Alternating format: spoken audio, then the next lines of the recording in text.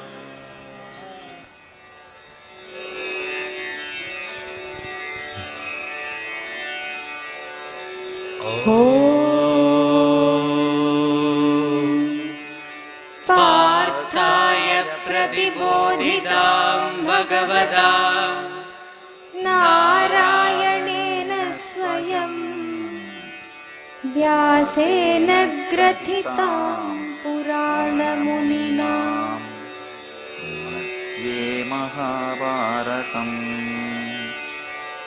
अद्वैतामृतवर्षिणीं भगवतीम् अष्टादशाध्यायिनी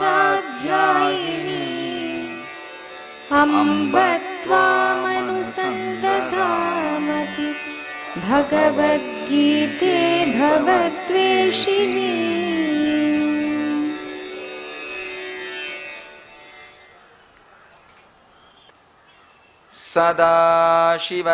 सदाशिवसमारम्भां शङ्कराचार्यमध्यमाम् अस्मदाचार्यपर्यन्तां वन्दे गुरुपरम्पराम्।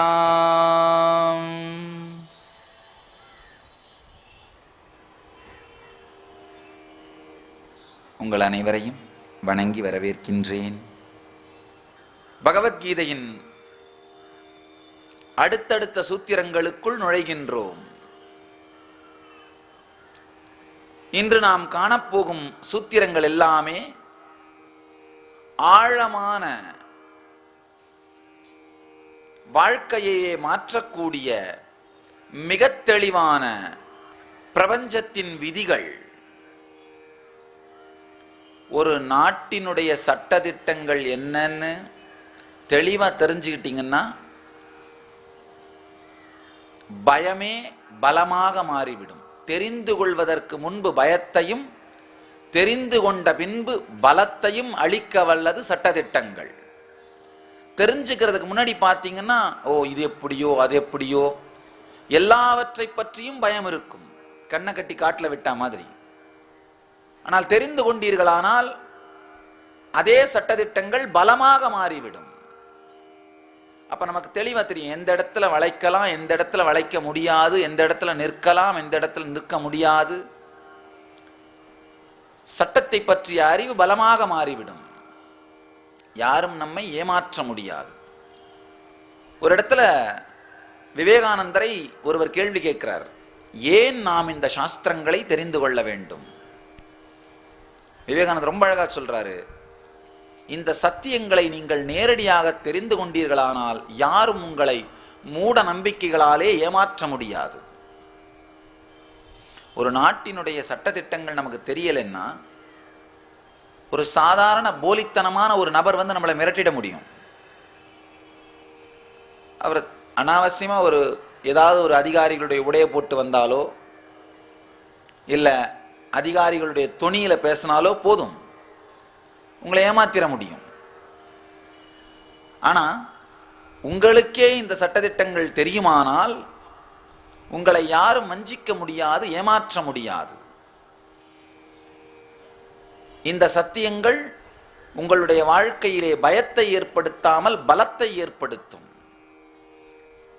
அதே மாதிரிதான் இந்த ஜீவன் முக்த சத்தியங்கள். இந்த மிகப்பெரிய சத்தியங்களை உள்வாங்கும் பொழுது சாதாரண மூட நம்பிக்கைகளாலே வஞ்சிக்கப்பட மாட்டீர்கள், ஏமாற்றப்பட மாட்டீர்கள். பிரபஞ்சத்தினுடைய விதிகளை மிக தெளிவாக மிக ஆழமாக எம்பெருமான் இந்த சூத்திரங்களிலே விவரிக்கின்றார், இந்த சூத்திரங்களிலே வெளிப்படுத்துகின்றார். அர்ஜுனுடைய குழப்பத்தை தீர்த்தாக வேண்டிய மிக பெரும் பொறுப்பை ஏற்றுக்கொண்ட எம்பெருமான் ஆழமான பொறுமையோடும் ஆழ்ந்த அன்போடும் ஆழமான கருணையோடும் இந்த ஒவ்வொரு கருத்தையும் அர்ஜுனனுக்கு திறந்து வைக்கின்றார்.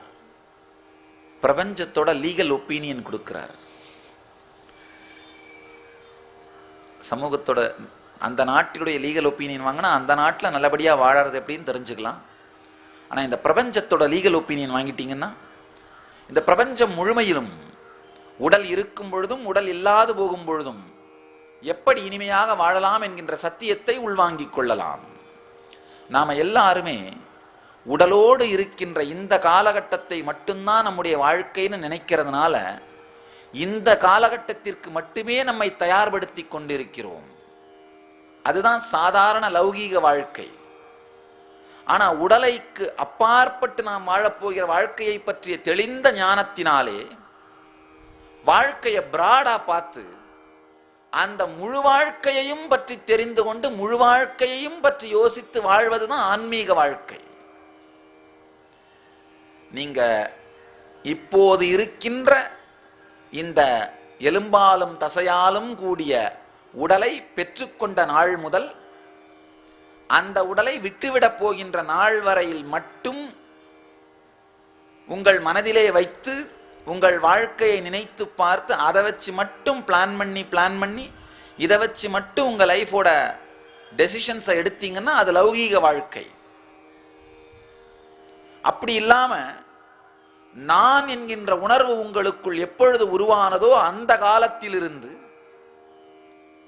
எப்பொழுது அந்த சக்தி மீண்டும் பிரபஞ்சத்திற்குள் கரையப் போகிறதோ அந்த வினாடி வரை உங்களுடைய வாழ்க்கை என்று கணக்கிட்டு அதற்கு ஏற்றார் போல எல்லா சிந்தனைகளையும் எல்லா செயல்களையும் எல்லா நிகழ்வுகளையும் நீங்கள் யோசித்தீர்களானால் அமைத்தீர்களானால் உங்கள் வாழ்க்கைக்கு ஆன்மீக வாழ்க்கைன்னு பெயர். இந்த ரெண்டு தான், வேற ஒண்ணுமே வித்தியாசம் இல்லை. அதாவது உங்க லைஃப் 100 வருஷம் தான் அப்படின்னு நினைச்சு எல்லா ப்ராஜெக்டும் பிளான் பண்ணீங்கன்னா அது லௌகீக வாழ்க்கை. ஆனா உங்க லைஃப் நான்கிற உணர்வு உங்களுக்குள்ள எப்போ உருவாச்சோ அந்த வினாடியில் துவங்கி அந்த நான்கிற உணர்வு எப்போது மீண்டும் பிரபஞ்சத்திற்குள் கரையப் போகிறதோ அந்த வினாடி வரை அப்படின்னு நினைச்சு பிளான் பண்ணீங்கன்னா அது ஆன்மீக வாழ்க்கை. ஒரு பெரிய கொடுமை என்னன்னா இந்த லௌகீக வாழ்க்கையில் நாம் ஒரு தனி மரம் அப்படிங்கிற சத்தியம் நமக்கு நினைவுறுத்தப்பட்டால் மட்டும்தான் இந்த ஆன்மீக வாழ்க்கை, large life, broad life, broad விஷனோட நாம நம்ம வாழ்க்கையை அப்ரோச் பண்ணுவோம். அந்த சிந்தனை வரவிடாமல் நம்மளை எங்கேஜ் பண்ணிக்கிட்டே இருக்கிறது தான் லௌகீக வாழ்க்கையோட வேலை.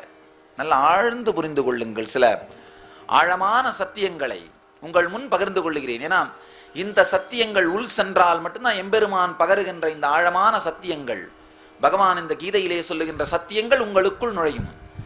தொப்பிலே இருந்தாலும் ஒவ்வொரு மரமும் தனிமரம்தான், நாம எல்லாருமே மனிதன் இயற்கையில் ஸ்வபாவத்தில் தனியான ஒரு அனாதை. ரொம்ப ஆழமான கருத்தா இருக்கும், ரொம்ப பயத்தை அளிக்கக்கூடிய கருத்து. இந்த அனாதை அப்படிங்கிறது நமக்கு நினைவுக்கு வரக்கூடாது என்பதற்காகத்தான் போலித்தனமான ஒரு உறவுகள், சமூகம், போலித்தனமான ஒரு குடும்ப அமைப்பு, ஒரு போலித்தனமான உறவு அமைப்பு எல்லாத்தையுமே ஏற்பாடு பண்ணிட்டு 24 மணி நேரமும் இவங்க எல்லாருமே எப்பவுமே நம்மளோட இருக்க போறாங்கன்ற கற்பனையிலேயே வாழ துவங்குகின்றோம்.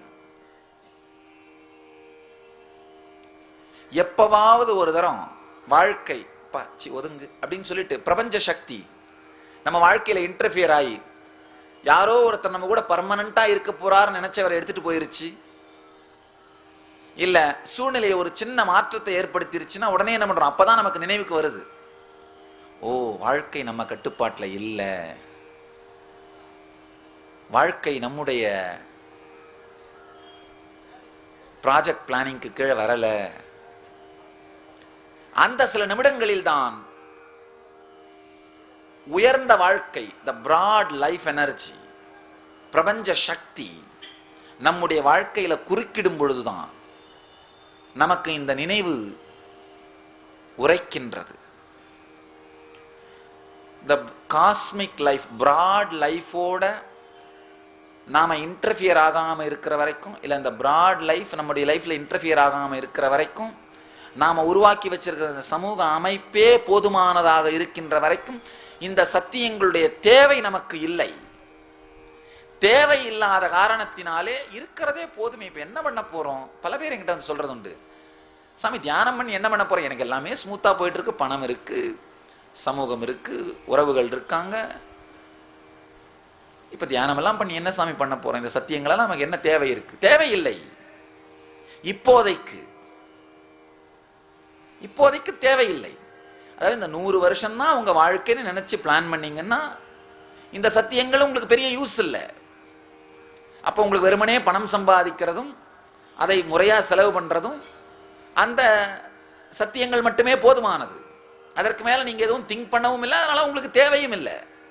ஆனா எப்போ இந்த விஷயங்களை தாண்டி உங்கள் வாழ்க்கை நீளத் துவங்குகிறதோ அப்போதான் வாழ்க்கையை நீங்கள் எதிர்கொள்ள வேண்டிய தேவை இருக்கும். ஆழ்ந்து புரிந்து கொள்ளுங்கள்.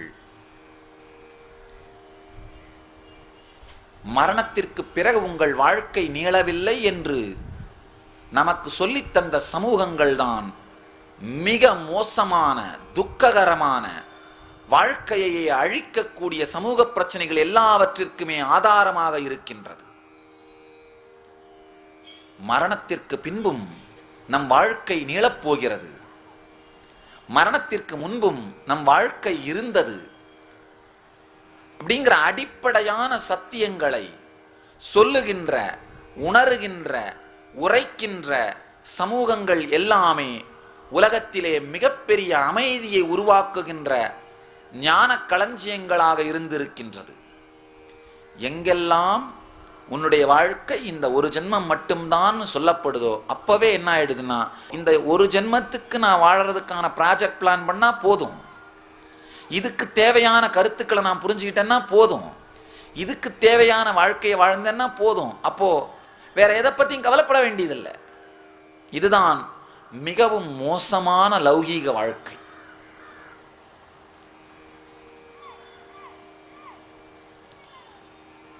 இன்னைக்கு அறிவியல் ஆயிரக்கணக்கான ஆராய்ச்சிகளின் மூலமாக இந்த நியர் டெத் எக்ஸ்பீரியன்சஸ்னு இறந்து பிறந்தவர்கள், இறந்து பிழைத்தவர்கள், கண்டு விண்டவர்கள்,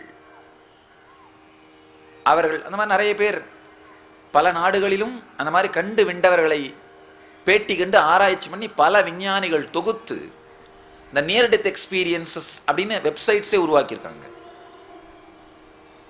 நிறைய வெப்சைட்ஸ் இதை பற்றிய ரெக்கார்ட்ஸை நம்மளுக்கு ஆஃபர் பண்ணுறாங்க. உலகம் முழுக்க இருக்கிற மக்களுடைய அந்த நியர் டெத் எக்ஸ்பீரியன்சஸ் பார்க்கும்பொழுது நிறைய நீங்கள் கேள்விப்பட்டிருப்பீங்க. நம்ம கிராமங்கள்லாம் நிறைய கேள்விப்படுவோம். டாக்டர் வந்து சொல்லிடுவார், போயிருச்சு பாட்டி அப்படின்னு. சுடுகாட்டுக்கு எடுத்துகிட்டு போனால் எந்திரிச்சு உட்காந்துக்கும். இது நம்ம ஊரில் மட்டும் நடக்கிறதில்ல, பல நாடுகள்லையும் நடக்கிற ஒரு விஷயம். நீங்கள் நினைக்கலாம், இல்லை இல்லை நம்ம டாக்டருங்களுக்கு அந்த அளவுக்கு இன்டெலிஜென்ஸ் இல்லை, அதனால தான் இறந்ததுன்னு சொன்ன பிறகு முழிச்சுக்கிறாங்க அப்படின்னு இல்லை. வெளிநாடுகளில் 40 நிமிடங்களுக்கு பிறகு விழித்து வந்தவர்கள்லாம் பலாயிரக்கணக்கான பேர் இருக்காங்க. நூற்றுக்கணக்கில் இல்லை, தயவு செய்து ஆழ்ந்து புரிந்து கொள்ளுங்கள், ஆயிரக்கணக்கில். ஹார்ட் ஸ்டாப் ஆகி கிளினிக்கலி டெட்னு டிக்ளேர் பண்ணி 40 நிமிடங்களுக்கு பிறகு வந்தவர்கள் ஆயிரக்கணக்கான பேர் இருக்காங்க. எந்த விதமான லாஜிக்கலான ஆன்சருமே இல்லை. நீங்களாம் டைம் இருந்தால் அந்த நியர் டெத் எக்ஸ்பீரியன்ஸஸ்னு வெப்சைட்ஸ் இருக்குது, அதை என்டிஇன்னு ப்ரௌஸ் பண்ணி பார்த்தீங்கன்னா இந்த மாதிரி பல பேருடைய அனுபவங்களை நீங்களே நேராக பார்க்கலாம். ஆயிரக்கணக்கான மக்களுடைய அனுபவங்களையும் அவங்களுடைய ஃபோட்டோகிராஃப்ஸ், அவங்களுடைய பர்சனல் டீட்டெயில்ஸ் எல்லாத்தையும் கலெக்ட் பண்ணி ப்ளேஸ் பண்ணியிருக்காங்க. நிறைய சயின்டிஸ்ட்டுங்க இந்த லைனில் ஒர்க் பண்ணுறாங்க. இந்த விஞ்ஞானிகள் எல்லோருமே ஏற்றுக்கொள்ளக்கூடிய ஒரு ஆழமான கருத்து என்னன்னா, மரணத்திற்கு பிறகும் வாழ்க்கை தொடர்கிறது. அந்த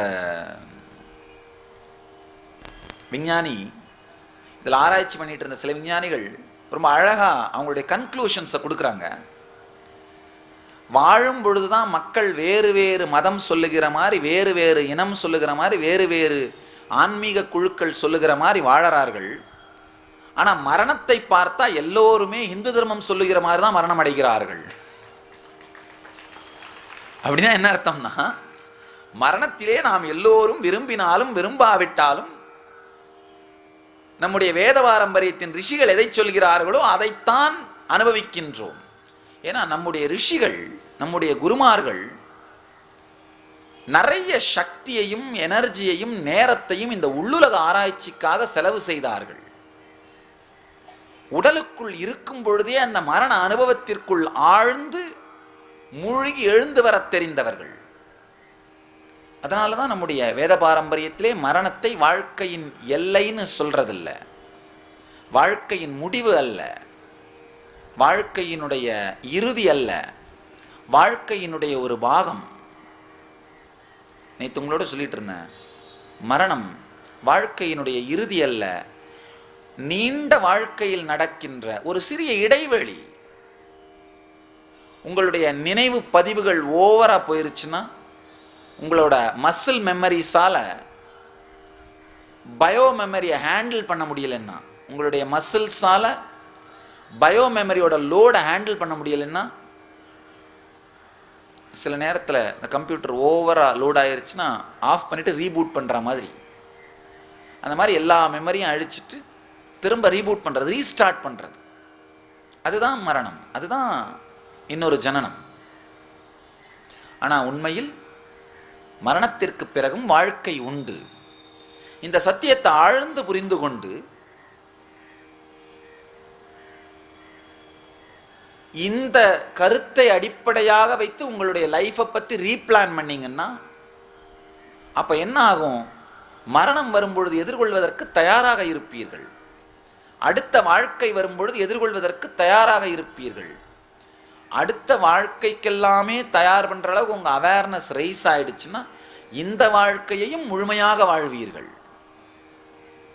ஒரு மனிதனை அவனுடைய முழு பிரயாணத்திற்கும் தயார் செய்கின்ற மிக அருமையான சத்தியங்கள் தான் இந்த பகவத்கீதை. நம்ம எல்லாருக்குமே இருக்கிற ஒரு பெரிய பிரச்சனை, பல இடங்களையும் எனக்கு நான் எதிர்கொள்கிற ஒரு கேள்வி, வேத பாரம்பரியமும் இந்து தர்மமும் மிகவும் வேறு உலகை பற்றியே பேசி இந்த உலகத்திலே நம்மை இயங்க விடாமல் செய்து விடுகின்றதா? இல்லை, உண்மையில இல்லை.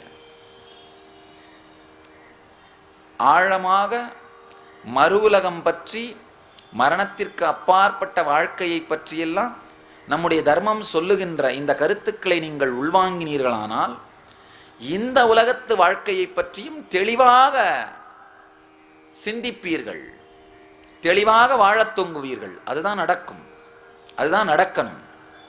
அப்படி இல்லாம இந்த உலகத்துல இயங்கிறதுக்கு நமக்கு விருப்பமில்லாமல் இருக்கின்ற சோம்பல் தனத்தை மறு உலகத்தை பற்றிய அறிவை வைத்துக்கொண்டு காரணம் காட்டி தப்பிக்கின்ற சோம்பேறிகளை என்னவும் பண்ண முடியாது.